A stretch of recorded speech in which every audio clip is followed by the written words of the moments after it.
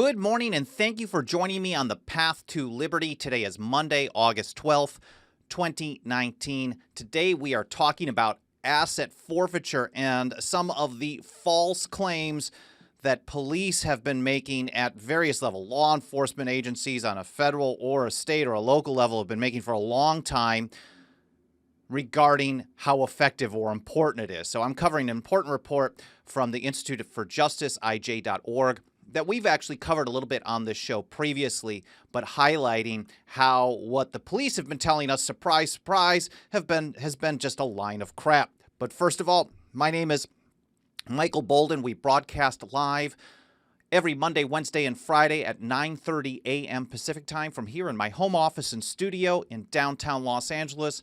For the 10th Amendment Center, we have all of our, we go live through our channels over at, YouTube, Facebook, Periscope, DLive, Twitch. We have archives at BitChute and Brighteon. And of course, we have the podcast edition, iTunes, Google Play, Stitcher, Spotify. You find all that stuff, plus the show notes and all the previous shows over at 10thamendmentcenter.com/path to liberty. Again, 10thamendmentcenter.com/path to liberty. I do have to make a quick note that I will not actually be doing a show every Monday, Wednesday, Friday, except this Wednesday. I'm actually, shortly after doing this broadcast today and then posting the links to the show notes in the archives, I will actually be heading to the airport. I'm going to a wedding tomorrow, so I'm going to be up in San Francisco for a day or so. I'm actually going to be back late Tuesday night, but won't have any time to prep for a Wednesday morning show, so I'm going to take off on Wednesday morning. I hope you guys can be okay without me for a day. Just kidding. But I appreciate you guys spending some time with me today. And I do actually have, for those of you who watch on archives, for example, I will actually have a new static video, a short 3-minute video on Thomas Jefferson and James Madison's views on judicial supremacy, published sometime on Wednesday morning, at least Pacific time. Anyways, enough of that. I want to say hi to everyone out in the live chat. Again, thank you so much for spending some time with me today. Hi to Dan, Tyler, Ward, EHP Training, Denver Libertarian. Who else? Joseph Standridge over on YouTube. MSpec68, appreciate you joining us over on Periscope. Patricia, Dawn Frya, Joseph, Dan Reed, Maxine, Justin, and many others over on Facebook. Wherever you're joining us, thank you, thank you, thank you. I'm very grateful for you spending time. Again, the archives are over at 10thamendmentcenter.com/path to liberty. Dan actually says you're braving the TSA for a trip to San Francisco. Such a nice drive. Yes, actually, I am braving the TSA. I hate it. It's awful, and it really is a great drive, but the timing is going to work out a little bit better where I can crash on a late night flight on Tuesday rather than driving. I'm a horrible driver, and I don't trust myself. So, yes, I definitely have to do that for my safety. But I'll see you guys on Friday morning. Anyways, let's talk about this. This is, I think, really important stuff. I did a show on Friday talking about how you can't trust government. Let's just be real here. Government lies to us. It lies to us all the time. And I know a lot of people focus on the presidential lies because those are the ones that, those make the news. So George W. Bush talked about a humble foreign policy. His father said no new taxes. I'm sure Bill Clinton had a few dozen lies as well. Barack Obama, this was the peace president. Donald Trump was going to drain the swamp, but then has this massive national debt. But it isn't just the presidential level that we get these false claims about the power of government. It's at all levels of government, from elected officials to appointed ones to hired ones, bureaucrats. They just cannot be trusted. In fact, the founders told us over and over, trust no one, no one. And I'm going to have a nice quote here at the end that says about trusting no one on earth, no living person with power, because power corrupts. That's just a timeless truth. And in that episode last Friday, I gave some examples about income taxes and the Patriot Act and the National Firearms Act, how even if you like or are okay with whatever small amount of power they're exercising when they come out with a new program, in the future, someone's always going to abuse and expand that power. It's going to get worse and worse and worse. So therefore, even if you trust the people in power today, you can't trust the people in power in the future because you don't know who they are. And the nature of government being power and living under the most powerful government, the largest government in the history of the world, the people who love power and want to abuse it and expand it are the ones who are drawn to office. So if you are lucky and you get a rare one who's really good once in a while, you cannot rely on that happening for very long at all. And on a positive note, one only needs to kind of scroll through some social media posts over the last few days and see how there is a relatively healthy distrust of the government story regarding the Epstein thing. I'm not going to get into that really. But at least on some issues, sometimes you'll just see people saying, oh, this is absolutely insane. Of course, there are sycophants who believe everything the government tells us no matter what, or they believe government based on who it benefits and power. Those people are a serious problem, and we're not going to get into them today. But one area where a lot of people seem to have blind faith in government is the police, local police, or law enforcement for that matter, at any level. But they seem to forget that if we're not trusting government with power, we're not trusting people with power, the police is made up of people, and police has a lot of power. Law enforcement has a ton of power. So we shouldn't trust them either. And I'll tell you, in our work here at the 10th Amendment Center, when we're working to advance nullification bills, bills to undermine and defeat federal programs, or even just advance liberty on a step-by-step basis on a state or a local level, our number one opposition is not the Bloombergs of the world. It's not the Socialist Democrats. It's not even the neocons. Our number one opposition consistently, repeatedly, is law enforcement lobby groups. Always. Not on every single issue, but on a lot of big ones. You want to stop gun control? We get people to introduce legislation to nullify it or to advance constitutional carry. Who are the groups that come out to lobby against that right off the bat? It's the law enforcement lobby groups. They tell us that if they aren't doing this, they can't stop criminals. In almost every situation, we find this strong opposition, and people are going to die if you don't keep the laws on the books, and if you try to stop federal gun control especially. You want to stop mass surveillance. You want to require them to get a warrant. We're told that people are going to die. They won't be able to stop criminals or terrorists because they have to get a warrant based on probable cause. What about legalizing hemp? I know last fall, the federal government somewhat legalized industrial hemp, but for many years we saw a number of states, a handful, legalize even though the feds said that they couldn't.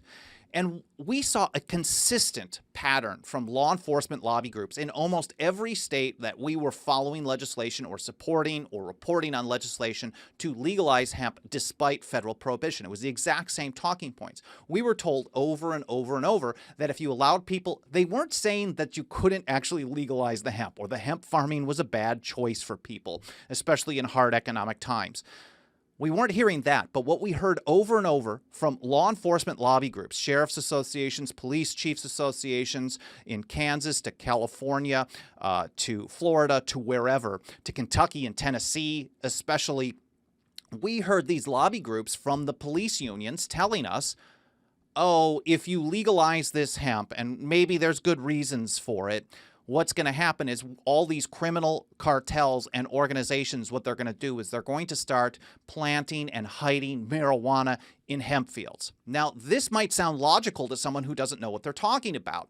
Oh, the plants look the same, they smell the same, they can't detect them, they can't tell them apart, and we've got to trust the police. The police want to stop the cartels, they want to stop criminals, they want to stop people from getting killed, and that's what they're telling us. We should trust that. And a lot of legislators on a state level actually did trust that, and they probably still would today if they were told the same thing. But the fact is, this is scientific bullcrap, because if you plant a marijuana, a THC-laden group of plants in a field of hemp in a very short amount of time, maybe a season or so, maybe even less, the hemp, the way that they are pollinated, the way that they're grown, first of all, they grow at different times of the year, they're harvested at different times of the year, but the hemp is a stronger plant, and it ends up eating and destroying the marijuana plant. So anyone who wants to be a cartel, or any cartel who wants to make business decision to make a ton of money, Maybe they can hide 1 or 2 plants and get away with it for a year or a crop season or something like that. But in no time, the crops are going to be destroyed. And so the cops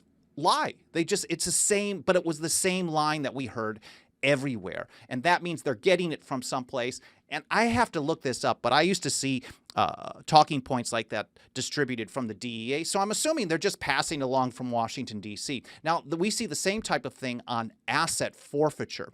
If you want to stop the government from taking property and charging the property with a crime and then making people prove that the property was not used in a crime in order to get it back, flipping due process on its head, civil asset forfeiture, which is legalized government armed robbery, really. If you want to stop that, the top lobbying groups against this are police unions. And again, they tell us that if they don't have this tool, criminals will profit from their enterprises. They cannot stop crime, and when they have it, or maybe they can stop crime, but it's reduced. And they tell us that asset forfeiture is a powerful tool to reduce and deter crime. And we hear this over and over and over again. And a lot of state legislators crumble as soon as they hear this. They do not want to be primaried with a message that they're weak on crime, that they don't support the police. The thin blue line has to be supported at all times. So if the police tell you that they need this power, if you oppose this, you are at heavy risk of losing your election. Now, the problem, of course, is that it's hard to get these messages out to people, and a lot of the general public really just believe that these these unconstitutional laws, and I put laws in quotes, are somehow helpful instead of just a total ripoff and a destruction of our liberty, and people fall for this. And now I did an entire show on asset forfeiture back in June, an overview of the state and federal program, so I'm not going to get into that explanation today, but if you want to check that out, I will have a link to that in the show notes. But here's some examples of what they say about asset forfeiture, at least on the federal level. For example, here from the Justice Department specifically. This is an overview of the asset forfeiture program. The primary mission of the program is to employ asset forfeiture powers in a manner that enhances public safety and security. So taking someone's property in civil asset forfeiture, charging the property with a crime, keeping it, distributing it between the feds and the state, local law enforcement agencies, and then claiming that someone has to prove that it wasn't involved in the crime anyways, instead of innocent till proven guilty. And then the absurdity of actually charging property with a crime, which is what they do sometimes, is somehow good for safety and security. I make the case, and I think the founders made the case, that you cannot have security if you're not free. The only way to be secure and safe is in freedom.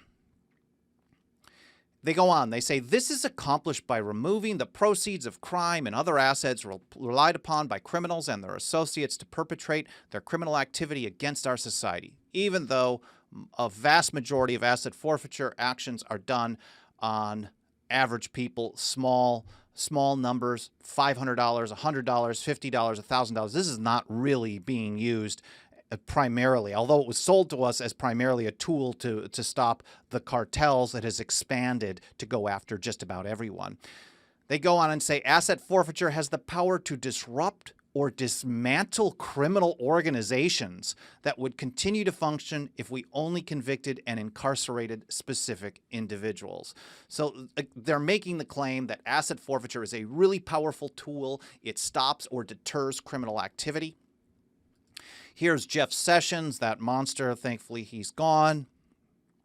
He said, and the current president and all modern ones have been a big fan of this program, unfortunately. Sessions said this back in 2017, as our law enforcement partners will tell you, and as President Trump knows well, asset forfeiture is a key tool that helps law enforcement defund organized crime, take back ill-gotten gains, and prevent new crimes from being committed. That is the big lie right there. It weakens the criminals and the cartels. Even more importantly, it helps return property to the victims of crime. I think there's probably 5 lies in there, but let's go through a little bit of about this new study from Institute for Justice. The study came out in June of this year, and so this is from ij.org. This is the best organization in the country if you want information on asset forfeiture, what's going on, how it's being used. They do an annual report that grades each one of the states. They talk about their interaction with the federal equitable sharing program, and this actually covers a lot of that right here in this report. And this is from Andrew Wimmer from June 11, 2019. A new Institute for Justice study finds the nation's largest forfeiture program does not help police fight crime. Instead, the study indicates police use forfeiture to boost revenues. In other words, to police for profit. And this study was over multiple years, covering every instance of the federal equitable sharing program. This is the program where the feds take 20% and then they divvy out 80% to state and local law enforcement, and the state and local law enforcement use this under pressure or encouragement from the federal government to do an end run around restrictions on the state level against stealing people's stuff. They go on. The study, the most extensive and sophisticated of its kind, calls into question whether distributing billions of dollars in forfeiture proceeds improves police effectiveness. The new evidence undercuts claims by prominent forfeiture supporters, such as former Deputy Attorney General Rod Rosenstein, who called forfeiture, quote, an important tool that can be used to combat crime, particularly drug abuse, and Attorney General William Barr, who, while acknowledging problems and potential abuses, called forfeiture a valuable tool in law enforcement. Now, if they just wanted to tell us that they really needed it to boost their budgets, I think that would be a far better statement from them. But they continue to tell us that this is an important tool to deter or stop criminal activity. And these guys went through all these forfeiture actions over a number of years, and they compared it with the results of the criminal activity, and we'll get into it in a moment. They give us 3 main points. 1, more forfeiture proceeds do not translate into more crimes solved, despite claims. Forfeiture gives law enforcement more resources to fight crime. They certainly get more resources. But there are no more crimes solved using asset forfeiture than not. 2, more forfeiture proceeds also do not mean less drug use. Even though forfeiture supposedly rids the streets of drugs by crippling drug dealers and cartels financially. I mean, if they can't stop someone from killing themselves in a maximum security prison, they can't stop drugs from getting into maximum security prison, then prohibition clearly doesn't work in the first place. And then on top of it, the more money that they take from people at traffic stops isn't going to help that either. It's literally just fueling itself. The third thing, so 2 points so far. 1, it does not increase the amount of crime solved. 2, it does not reduce the amount of drug use. And 3, and this one I think is a biggie. When local economies suffer, forfeiture activity increases, suggesting police make greater use of forfeiture when budgets are tight. That should be the most eye-opening part of this entire report. A 1% point increase in local unemployment, a standard proxy for fiscal stress, is associated with a statistically significant 9-point increase in seizures of property and forfeiture. 1% increase in local unemployment means 9% increase in forfeiture actions. So when budgets are low, tax revenues are probably lower. And I hate calling them revenues, but that's the terms they use. It makes it easier to understand. Taxation is theft. So 1% increase over a number of years in various jurisdictions, 1% increase or increase in unemployment, lower meaning lower tax revenue, turns out to be a 9% increase in seizures of property for forfeiture. That is huge. So 3 main points that you get out of this study. The study, there's a full PDF on it that I think is actually really interesting. You can download it. I'm clicking through for those of you who are watching. Fighting crime or raising revenue, testing opposing views of forfeiture. It's got all the details on their methodology, on what they studied, all the statistics that they went through. And it was done by a guy named Dr. Brian D. Kelly in June of this year. Now, Mike Meharry made some points on this in a report that we published, it looks like just over the weekend. Study shows police lying about asset forfeiture. And again, he went into the three main points, talking about how these forfeiture proceeds don't reduce crime, they don't reduce or they don't increase arrests, they don't reduce drug use, and the fact that it's used to boost revenue during economic downturns or difficulties. Now, let's say none of those were the case. Let's say you could, and this is kind of a personal aside, I generally don't focus on this type of argument. To me, asset forfeiture is robbery. Asset forfeiture is theft. It's illegal. It's unconstitutional. It's immoral. It's unjust, whether or not it works. And I know a lot of organizations focus on this, and I'm pointing, I think a lot about Cato Institute. And maybe they have good motives, but almost every time they talk about something, they don't talk about the moral or constitutional justifications, the legal justifications. They tend to focus primarily on, well, this program doesn't work. And I think that leaves an opening for people to make different arguments with the same statistics. One of my very, very oldest, closest friends, his ex-girlfriend is a statistician who ended up getting a job for the United Nations. Like, she's a pretty well-known statistician, at least at her level of work. And I remember her telling me once, she's like, everyone's a good statistician is going to find out how to use stats to their own benefit. So let's say someone's telling me or watching this, oh, we still should trust the police because this Brian Kelly guy probably has some motive against them. That's why I think it's important to focus on the absolute fact that it doesn't matter. I mean, it's important to understand if we believe Dr. Kelly, and I tend to, and maybe I have confirmation bias, because I know that asset forfeiture is stealing and that the law enforcement agencies and government at all levels will lie to you no matter what in order to get the power that they want or the money that they want to take from you. So I have the confirmation bias, total, straight up, absolutely. But even if Kelly is totally making things up, asset forfeiture is still wrong. I just wanted to point that out quickly. So he talked about that a little bit there in his report.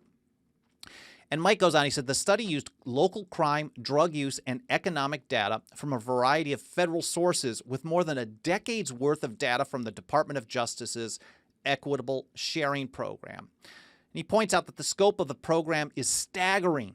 Between 2001 and 2017, the feds took in close to $40 billion. $40 billion that they're taking from people without criminal conviction. And the fund's net assets have surpassed $4 billion every year since 2013. Between 2000 and 2016, they made more than 600,000 disbursements to local and state law enforcement agencies, totaling $6.8 billion. Now, in New Mexico specifically, New Mexico was one of the first states that actually took action to restrict both the state and local level, and then the federal equitable sharing program, opting out of a vast majority of the federal equitable sharing program. The Albuquerque police they were very clear about this. When they lobbied against it, they said that they would not be able to meet their budget requirements if they did not have access to these funds.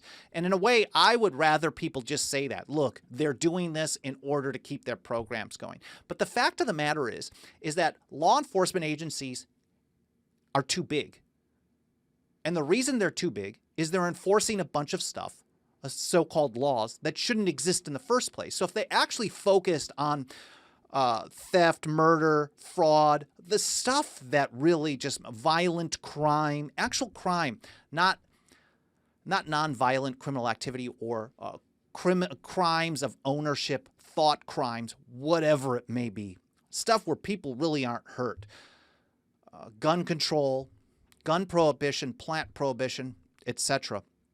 They wouldn't need the massive bloated budgets that require the additional asset forfeiture both from the state and the federal level in order to exist. They could actually be far more effective at what they're supposed to do. Mike goes on, he says, cops claim asset forfeiture proceeds make them more effective crime fighters. They insist that additional resources allow them to purchase additional gear and fund special programs. They get spy gear, they get military gear, tactical gear. And again, he reminds us that forfeiture does not help police solve more crime, period. The results of these analyses were statistically insignificant at conventional levels, suggesting additional forfeiture revenue does not translate into more crimes solved. I would like most criminal law off the books in the first place. And most federal laws should not exist either. So we don't want more solved. I mean, obviously we want violent people stopped or dealt with. But, man, when they're trying to enforce everything, then you get real problems. Mike goes on. He says, while asset forfeiture doesn't fight crime, it does incentivize state and local police in states with more stringent asset forfeiture procedures to circumvent their state laws and collect funds through the federal program. So we see those billions of dollars that have been distributed by the federal program. It really is an enticement. So here in California, I've talked about this a number of times on this show and in various videos and articles. California actually had some of the strongest restrictions on civil asset forfeiture in the country, but it didn't stop asset forfeiture because what they started doing was on almost every situation where there was an asset forfeiture issue come up, they literally just called the federal government. They called their so-called federal partners, and they said, well, this seems to be a federal case, and then under a process known as adoption, the feds take the lead on the case. It's now a federal case. The local law enforcement then participates in a joint task force with the feds, or they're deputized to work for the federal government, and then as they proceed with the case, they end up getting 80% of the proceeds. So it's an end run. So the states and local community states have to opt out of the federal equitable sharing program. Eventually, California did that for about 80% of the cases, and it has significantly changed how it plays out. And Mike points out that they basically say what they're telling us about asset forfeiture, how it's being used. He just kind of sums it up, what the Institute for Justice report says. In a nutshell, the study shows police arguments for forfeiture are all basically lies. And IJ, Institute for Justice, tells us that one of the solutions for this, they say, first of all, Congress should abolish equitable sharing. I don't count on them to do that. They don't abolish much. Every now and then you'll hear some politicians, when it comes to being in a party that's out of power, talking about abolishing things. I know we've heard AOC talking about abolishing the Department of Homeland Security. Great idea. Probably won't gain any traction, and I'm assuming will not be brought up again if Democrats are in power, and vice versa, because we would hear some Republicans talk about that as well. We don't hear any of them talking about getting rid of the ATF really anymore, but they should. But Lee McGrath over at IJ says, in the meantime, states should opt out of the federal equitable sharing program, and lawmakers should eliminate financial incentives in both state and federal forfeiture laws that encourage the pursuit of revenue over the pursuit of justice. I do encourage you guys to read through this entire thing when you have a chance. Again, the link to all of this will be in the show notes over at 10thamendmentcenter.com/path-to-liberty. And I mentioned that I wanted to remind you guys of an important quote from one of the founders. This was back in 1772, back when John Adams was really awesome. He was great, part of one of the great revolutionary thinkers. And I know Mercy Otis Warren gave him a lot of crap later on for what happened once the Constitution was ratified. But this actually applies to himself. Trust no man living with power to endanger the public liberty. Trust no one. It doesn't matter if they're... It doesn't matter if they're a bureaucrat, if they wear a uniform, if they're elected, if they seem like a good person, if they're from outside the system, if they're from the swamp or outside of the swamp. It doesn't matter.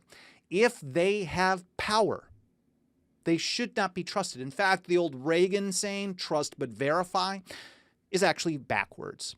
It's basically putting trust in and then let's just verify that they're telling the truth. But in fact, the founders took the opposite view. Don't trust. And then if they do something right, give them kudos and support that. And that's, I think, the way that I like to approach things as well. Looking over at the live chat, I think there's some conversation going on about militia. That would be an awesome show. I see my buddy Joe Wolverton, teacher of liberty here, who is an awesome, awesome researcher and writer. We've published a lot of his articles over the years. Thanks for stopping by, Joe. I do see Richard Banks over in Kansas, and people are talking about FISA courts. Richard Young, yeah, well, maybe. Winged, definitely. Infinity talks about fighting over semantics. I guess there's a pretty good battle going on in the live chat. About the militia, but that's not really our topic today. Tim Stashchak says, asset forfeiture is theft, pure and simple. They can use colorful words, but the truth is evident. Absolutely. And they support it all over the place. It is very, very hard to get this stopped. We've seen some efforts on the state level to opt out of the federal equitable sharing program in Ohio, Arizona, New Mexico, Nebraska, Colorado, California, and one or two other states that I can't think of off the top of my head. Douglas Boxold over on Facebook says, guilty until they decide our innocence and still keep the spoils of theft. Absolutely. And there are some studies as well that show that it is almost impossible. Think of if the average forfeiture in some areas is like $300 or $500 or $700 or $250. They're really actually small amounts. So the average is that level, but they do sometimes go after large ones. Every now and then they're getting like a $50,000 or $100,000 forfeiture or $500,000, and then they add it all up. A vast majority of the forfeitures are way smaller than a few $100s.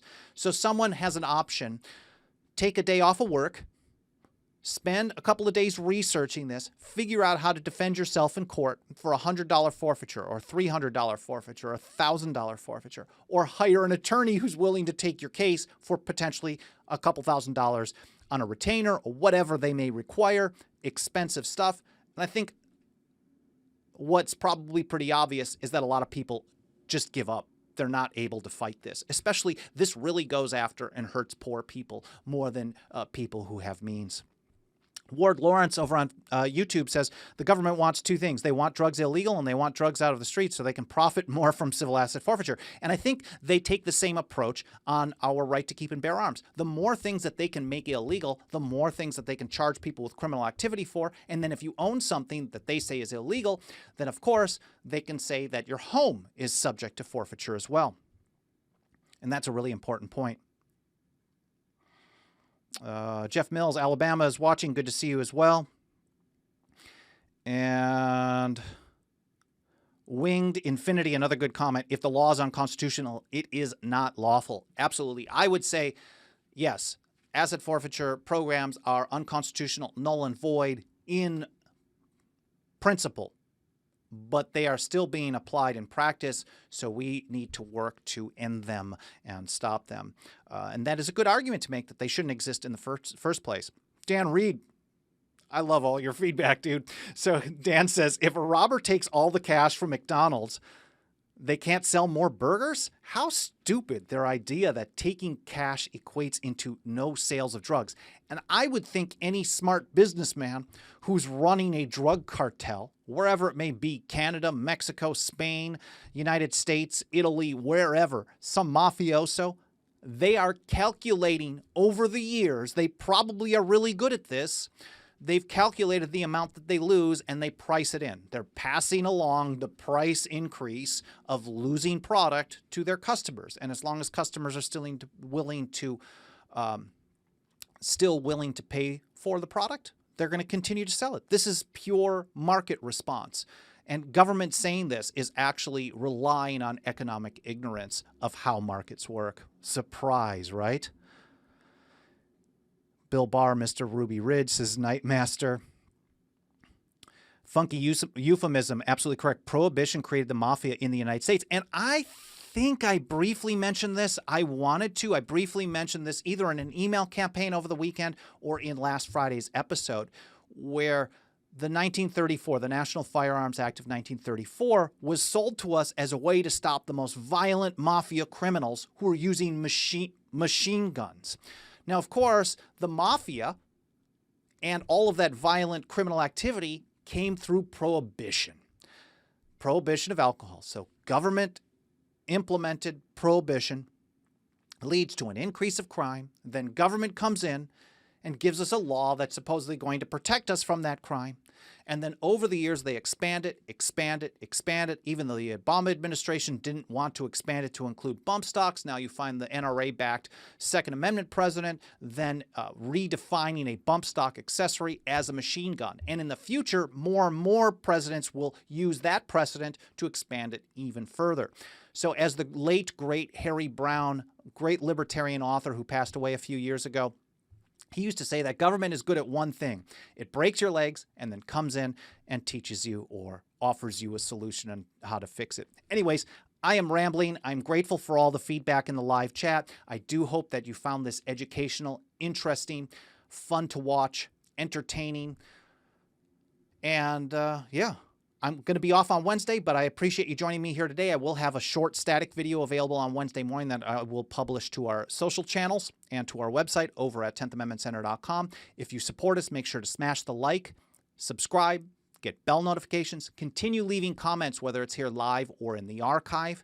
And we do have all of our archives over at 10thamendmentcenter.com/path to liberty. Oh, and I'd be doing a bad job of running this organization if I did not ask for any financial help. If you want to pitch in, do not feel obligated. We'll continue providing all this information for free. But if you do feel that we're doing a good job here or you want to help us out, 10thamendmentcenter.com/members is where you can support us for as little as $2 a month. Again, thank you so much for watching. Thank you so much for listening. Whenever you happen to be participating, I'm very grateful for you spending some time with me today. I'll see you on Friday, and have a great Monday. I hope you had an awesome weekend. Thanks again.